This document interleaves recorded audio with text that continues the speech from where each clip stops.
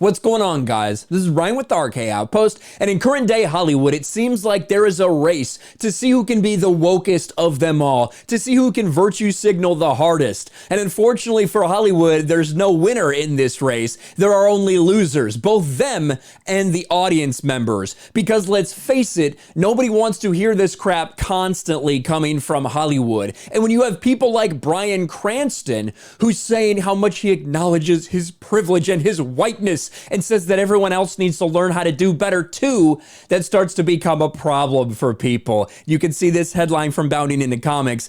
Godzilla actor Bryan Cranston claims he has white blindness and says he needs to learn and change. And this is the new way to promote whatever movie you're doing, I guess. You come out and you talk about how terrible it is that you're white and how you need to do better, and you hope that the wokes will accept you. I suppose that's what Bryan Cranston is doing right now. And ironically, in this interview, he also talks about how much limits he thinks should be placed on free speech, which of course, as soon as you limit it, it's not very free, is it? While his character that he's playing actually thinks that people should be able to speak about whatever they want to. And the best way to combat any type of misinformation or hate speech is actually to let everyone speak. But no, that's not what Bryan Cranston thinks. Let's dive into this.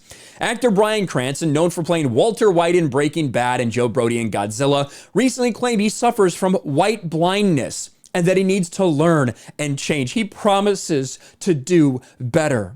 In an interview with the LA Times to promote his upcoming role as Charles Nichols in the stage play Power of Sale, Cranston reveals he suffers from what he calls white blindness and advocates for limits on free speech.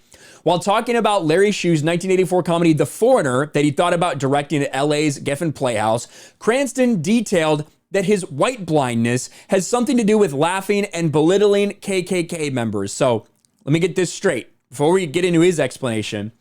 If you laugh at or mock and make fun of people that are in the KKK, so like all 50 of them at this point, because they're entirely irrelevant, then somehow you suffer from white blindness, that you're just that privileged that you can laugh at them. That seems to be where we're headed with Bryan Cranston. He stated, it's a privileged viewpoint to be able to look at the KKK and laugh at them and belittle them for their broken and hateful ideology.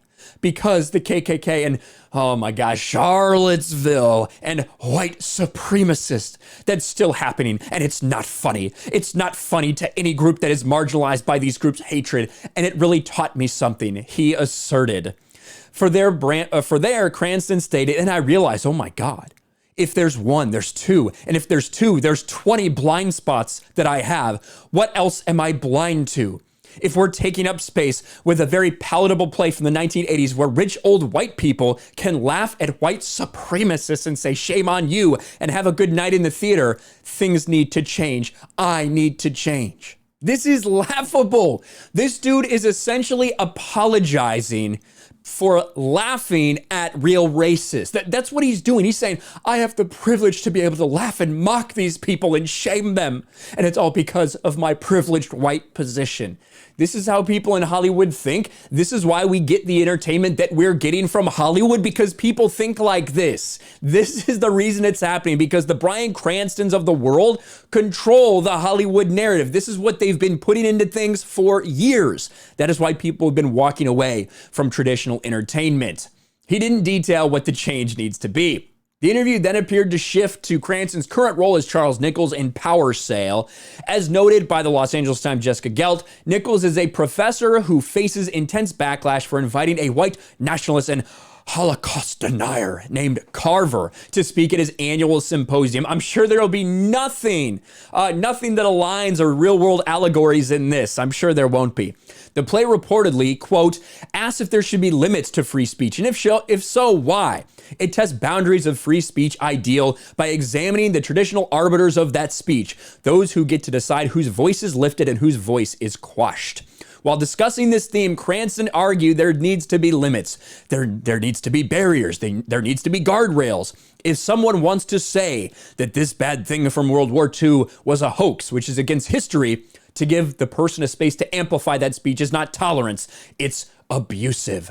Cranston has expressed these thoughts before while chiding Samantha Bee He said, Samantha B, when we reduce the conversation to degrading vulgarity, we lose our argument, not to mention our credibility. Your customary wit gave way to debasement. Hate speech has no place in our society, especially by an influencer like you. Humble contrition might save your job. And then, of course, Bob Iger, when what happened? Oh, he fired Roseanne, and this is what he said. This morning, Bob Iger quickly and easily determined that righteousness trumps profits by firing an open racist and anti-Semite from his company. If our elected officials had the courage to do the same by declaring that country trumps partisanship, we'd have a healthier society. So this is a dude who simply by people's opinions wants to limit what they have to say and what their capability is to say it. I personally have said this many times. I think that people should be able to say whatever the hell they want. Absolutely whatever you want. Even if I think that might be disgusting and vile, I think everyone should say it. Because I do believe that the best way for truly evil people to expose themselves is to let them speak. And they will continue to speak, and the normal people realize what's going on. But when you try to censor people, when you try to decide who gets the ban and why, and it's all based on partisanship, it's all based on political ideology, not necessarily the things that they're saying, that is a huge problem. And it's led to this slippery slope to where we are now, where you have banks literally denying service to people over their political opinions. It has gone to an absolute insane level. But people in Hollywood like Bryan Cranston want that to continue to happen. His white blindness, limiting free speech. Hollywood people are insane and they despise normal people. Bryan Cranston is completely out of touch with society. He's to the point where he's apologizing for the privilege that he has to laugh at the KKK. What the fuck does that even mean? Let me know your thoughts in the comments below. Smash a like button, subscribe to the channel, ring the bell for notifications, share this video out there, and I'll talk to you later. Thanks for watching, everyone, and a huge shout out to my patrons. I appreciate you guys so much. Want to follow me on Twitter or Instagram? Check out the description below. You'll find links to my P.O. box and my Patreon as well. And I'll talk to you guys later.